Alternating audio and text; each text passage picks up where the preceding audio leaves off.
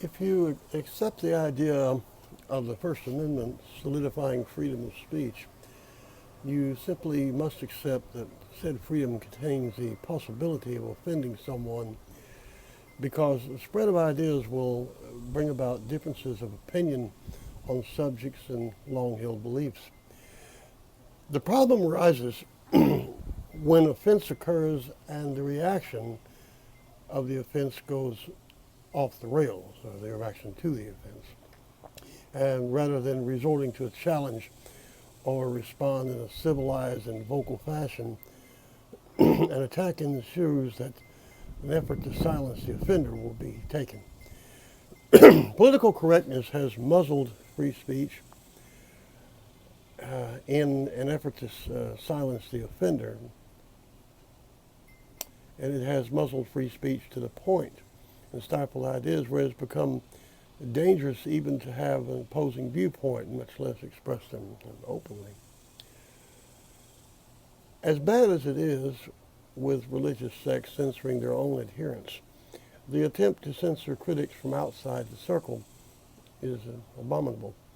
People will hold to the wildest ideas as they attempt to fill that God hole in their heads, and these ideas are without any empirical evidence. The Muslim clings to the Quran, while the Mormon likewise has a firm grip on the Book of Mormon. Both works are plagiarized efforts. If you were to copy as many ideas from other works and incorporate them into a book and then claim it to be your own original work, you would most likely be sued in a court of law. The authors of both these compositions skirted this by claiming supernatural influences and thereby enticing the easily duped looking for direction into a very deep God hole which takes a superhuman effort to shake off. CAIR, or the Council on American Islamic Relations, tries to pound home the idea that only 1% of the 1.6 billion Muslims in the world are radicalized. This gives us 16 million people bent on killing any high school cheerleader who wears a short skirt at a football game. That number is larger than the entire total of Mormons in the world. In other words, every single Mormon, no matter what level of faith, would have to be absolutely bat crazy if they were to ever come up to the level of radical Islam. That having been said, the Church of Jesus Christ of Latter-day Saints has its 1% too, and they base their radical views on just about as shaky ground as jihadists. Muhammad had an angel, Joseph Smith had an angel, everybody had an angel. The angels were bent upon stealing other people's works and giving them to a select prophet under the guise of divine and final revelation. The word final is of utmost importance here because when something is final, it puts the brakes on all dissenting ideas, and actually that opens the gates to heresy and ultimately solutions about what to do with said heretics. And all of this is based on what believers feel when the truth is revealed to them. Jesus never wrote a grocery list. He walked around in sandals telling the population that the powers that be had completely misinterpreted the Torah and were making a ton of shekels in doing it.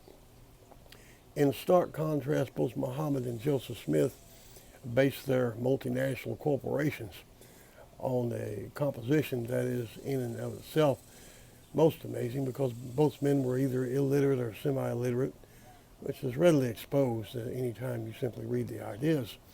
This comes under Murphy's Law of Paradox, i.e., if you have an idea that is beyond belief, there will always be a host of people who will believe it. It's so crazy that it simply must be true. Both belief systems cannot survive without curbing all opposing views. The revealed truth remains in the guarded custody of a small group of men with veiled interest in perpetuating the myth and making sure that the faithful pray, pay, and obey. Both systems rise in religious fervor when they are offended, and women seem to offend them a lot Did you ever notice that when you have a religion dominated and run by men, women's dress is very important and the control of women's bodies is very high on the list of priorities? American society, on the other hand, as opposed to other societies, must be open. Even if you don't like an idea or change, you must expose yourself to the possibility of being offended if you're ever going to grow, or if you're ever going to hope to reinforce your own ideas. It's very challenging, puts the test to the ideas and proves its mettle. Being offended means someone has questioned you. They have to put something, or they have put something into your world that simply doesn't fit. And then you have the choice to either make it fit or abandon the concept and move along. If you wish to believe in angels, that's fine, but don't go into a hissy fit because someone asks you where the golden tablets are now and then laughs at you when you tell them the angel took it back to heaven. Likewise, don't blow up a building because someone drew a picture that offends you. We as a race are evolving. The ideas from a desert cult, be it in the Sahara or the Mojave, are exposing themselves as being old school. And both systems will pass in time simply because the human race will not stand for it anymore. You don't have to be an atheist to realize that the creator of the universe did not give us reason to be unreasonable. When you hear a prophet pronounce something that offends you, you simply must realize that the emperor has no clothes.